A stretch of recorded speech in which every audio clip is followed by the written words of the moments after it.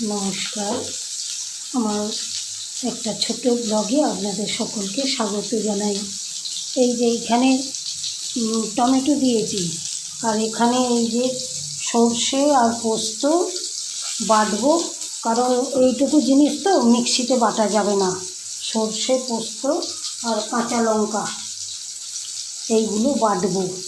এইটুকু জিনিস তো, এই যে এটা করব, বড়ি ঝালদেটা করব। এই যে বড় বড় এর বড়ি, এই বড়ি ঝালদেটা করব বলে ওই জন্য এই সর্ষে আর পোস্তটা বাটছি। আর এইটা করব, একটু ডিমের তরকারি করব। টমেটোটা কেটেছি, আর এখানে এই যে আলু ভেজে রেখে দিয়েছি, এটা ডিমের তরকারি করব একটু। এইখানে পেঁয়াজ আছে, এই যে এইটা ডিমটাকে ফাটিয়ে করব। আমি আবার গোটা ডিমের ওই খেতে পারি না, আমি অমলেট করে আমি খাই। আমি ওই গোটা ডিমের তরকারি আমার ভালো লাগে না খেতে একদম। সেই জন্য এইগুলো করছি। এই যে এবারে এটা দিয়ে দেবো বড়ি দিয়ে, এইটাকে এবারে বড়ি দিয়ে দেবো। বড়ি দিয়ে দেবো সর্ষে পোস্তটা পরে দেবো। জল দেবো, একটু গরম জল করি, কারণ বড়িতে গরম জল দিতে হয়। বড়িতে ঠান্ডা জল দিলে বড়ির স্বাদ থাকে না, ওই জন্যে বড়িতে আমি গরম জল দেবো।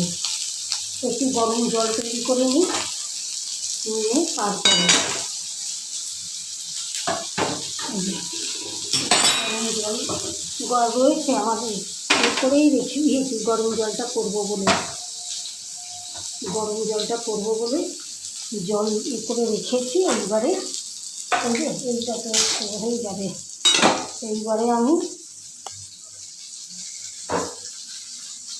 এইখানে ভাতটা করেছি, কিন্তু ভাতটা এখনও গোটাটা হয়নি। হাফ সেদ্ধ করে রেখে দিয়েছি। ভাতেতে সেদ্ধ হয়ে গেলে এইটাকে আমি ভাতটাকে ফ্যানটা ঝরিয়ে নেব। নিয়ে তারপরে আমি আঁশের করব ডিমের তরকারিটা, কারণ নিরামিষটা আগে করে নেব। এই যে বড়ির ঝালটাকে আগে করে নেব নিরামিষ, তারপরে আমিষ করব। আমি নিরামিষ আর আমিষ একসাথে করতে পারি না, আমি আলাদা আলাদা করে করি। আমিষ আর নিরামিষ একসাথে করি না, আগে নিরামিষ করে নিই, পরে আমিষটা করি।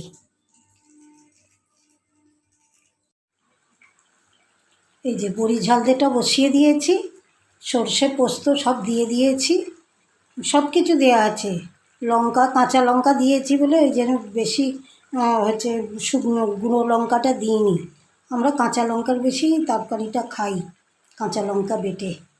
এইটা করেছি। এইবারে এই তরকারিটা বসাবো। এই যে ডিমটা এনে রেখেছি, আর এই যে পেঁয়াজ আছে, এটা ডিমটা ফাটিয়ে এইটাতে ডিমটা গুলে নেব, আর পেঁয়াজটাকে আর আলুটাকে ভেজে ডিমের তরকারিটা করব। সেই জন্য আরে জল পড়ে যাচ্ছে, জল ধরার মতো আমি টাইমই পাচ্ছি না একদম, যে জলটাকে গিয়ে ধরবো। এবারে চান করব, চান করে উঠে এবারে পুজো টুজো করবো। আগেই এইগুলো বেটে নেবো, তরকারিটা ডিমের তরকারির আদা রসুনটা একটু বেটে নেবো। এই যে শিলের মধ্যে বেটে নিয়ে তারপরে মিক্সিতে করব না। এই যে মিক্সিতে করলে খুব অসুবিধা হবে, ছোট অল্প জিনিস তো করা যাবে না, সেই জন্যে মিক্সিতে করব না। এই যে মিক্সিটা রয়েছে, কিন্তু করতে পারবো না এখন, অল্প জিনিস তো সব গায়ে লেগে থাকবে, হবে না। সেই জন্য আমি এইবারে এইটাকে নাবিয়ে আমি তারপরে এই তরকারিটা বসিয়ে আমি চান করতে ঢুকবো। অনেক জামা কাপড় ভিজিয়েছি, সব কেচে ঘরের ভেতরেই দিতে হবে, উপায় নেই, অনেক দিন ধরে পড়ে আছে। আপাতত আমার রান্না শেষ। এই যে ডিমের ডালনা করেছি, আমি ডিম ভেজে করি ডালনা, কালারটা ভালো এসেছে। আর এটা বড়ি ঝাল দে, এইটা উচ্ছে চচ্চড়ি। আর এইখানে আছে শসা আছে, লেবু আছে। আর এইখানে একটুখানি রেখেছি আচার। এই যে আচার আছে, একটুখানি আচার নিয়ে নেব, নিয়ে আজকের মতো আমার খাওয়াটা হয়ে যাবে। মাংস আছে, কিন্তু মাংস খাবো না। আমার দিদির বাড়িতে গিয়ে ওই ফ্রায়েড রাইস তারপরে মাংস খেয়েছিলাম, খুব শরীর খারাপ হয়েছিল খাসির মাংস খেয়ে। সেই থেকে আমি এখন মাংসই খাচ্ছি না। প্রচণ্ড পেটের যন্ত্রণা হচ্ছিল, কষ্ট হচ্ছিল খেয়ে, সেই জন্য আর এখন খাচ্ছি না। একটু শরীরটা সুস্থ হোক, তারপরে আবার মাংস খাবো। ফ্রিজে আছে মাংস, পরে আবার করে খাবো। আপনারা অনেক অনেক অনেক ভালো থাকবেন, সুস্থ থাকবেন, শান্তিতে থাকবেন। আজকের মতো ব্লগটা শেষ করলাম। ভালো লাগলে একটা লাইক, শেয়ার আর সাবস্ক্রাইব করে দেবেন। আপনাদের কাছে আমার অনুরোধ রইল।